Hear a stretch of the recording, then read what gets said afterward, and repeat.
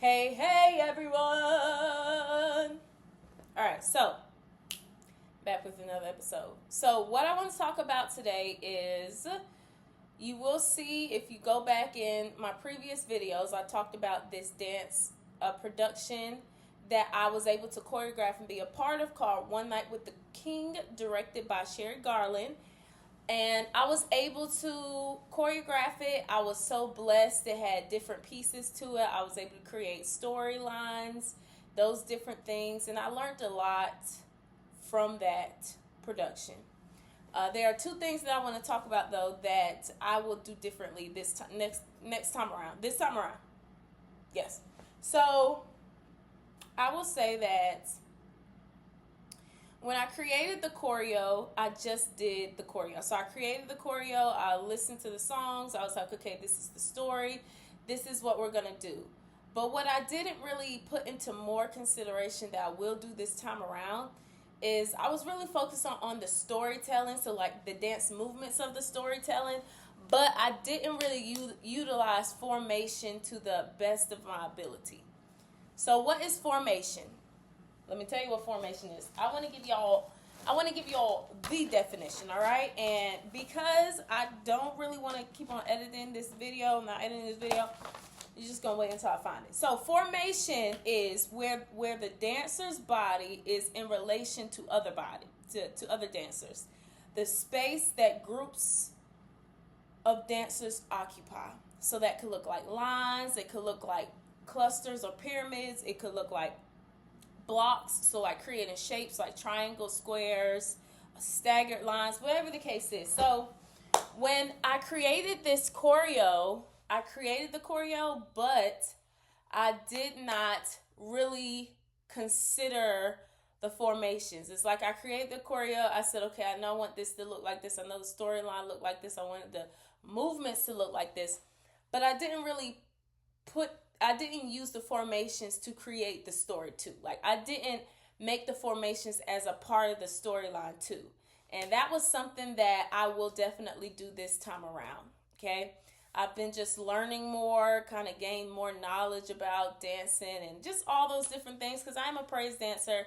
But obviously I want to be able to grow my craft and it be perfected because I love praise dancing and I also love being able to be a part of different projects and, whether it's dance videos, whether it's dance productions, just being able to be a part of other creative things just outside of the four walls of church. And so that is something that I would do. With formations, like you could do a line and like you can have one person telling that story while the next people are like just straight or they're melting into their movements. You could use like a pyramid and have the person in the front telling the story, or you could use columns and just utilize that to help with transitions. And it's just so much about formations, but I did not add it. It was an afterthought.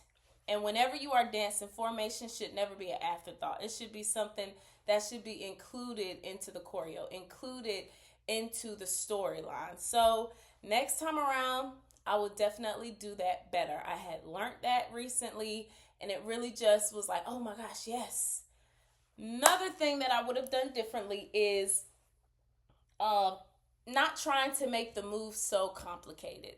So if I'm going to be honest, right, I think a lot of this also came from the fact of I had never done it before. And so like I did a lot of research. I looked at like Hamilton. I just looked at ways that people done plays and done big productions like that in a play format and how the dancers were in the background. Just researching, looking at that. And I had just recently went to, let me show you. All right. Shin Young, DF Artistic Director, 2026. I had just recently went to their production. It was so beautiful. You know what I'm saying? I ain't gonna say I agree with the Buddhist sign that I done seen in there though, but the dancing was beautiful. And so I was looking at that and just like really learning more about dancing choreo dynamics like asymmetrical, symmetrical, cannons, ripples, just those different type of elements. Understanding like within a pyramid, you could go in and then out and then out and then in, and then you can have ripples pulling off right here and there, and you can have someone melting in the back while someone is doing a ripple in the front. So just learning those type of choreo dynamics, I believe that I would do that a little bit better as well. So the last time, I think it was excuse me. Yeah, so I almost forgot my point. So anyway, so I was making it complicated because I'm like in my head, oh well, this is how it look like. Oh, if I don't make it complicated, it's not gonna look professional. If I don't make it complicated, it's not gonna, quote unquote, look a certain way. And I'm just learning that professionalism is not all just, of course, you have to work on your skills, you have to work on your technique. All of those things are important, but that all of that doesn't necessarily always make a professional dancer. And so I'm learning that. And so I was trying to like do too much in the movements. And I think that I would make it a little more simpler this time. Not for the sake of just simple, but just in order to enhance the storyline a little bit better. There was a dance that I absolutely loved called, I think it was It's Your Time by Ty Bello. We used that in that particular part.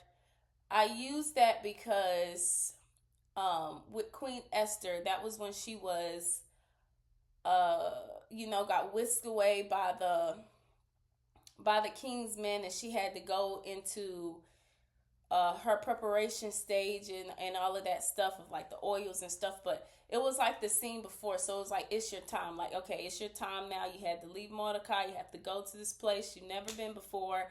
And so like in my mind, it was like, it's your time, tick tock, tick tock. So in my head, I was thinking like a clock in a sense. So kind of like a revert. So like you walking backwards and then walking forward. I know I'm sounding crazy right now, but in my head, right, it was like supposed to be it was supposed to center around like time, like running out of time. It's time to go to the not the house. I'm about to say the house. It's time to go to the king's place. And so I kind of run to reference like time. And so I kind of wanted to do my movements to kind of match that.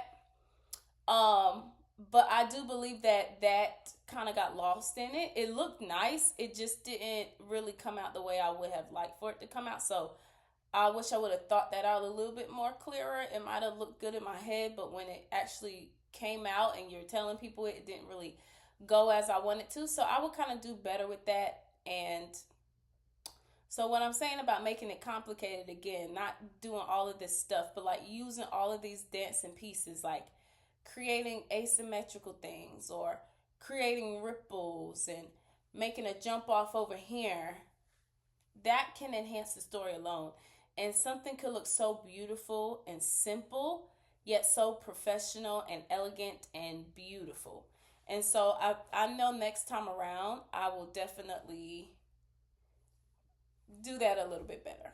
I will definitely do that a little bit better. But put in the comments if you have ever danced, maybe you have ever sung before, maybe, you're trying something different, and, let me know, like, what is something you feel like you would have changed the next time around, So, God bless y'all. Y'all have a great evening, and I'll see y'all next week.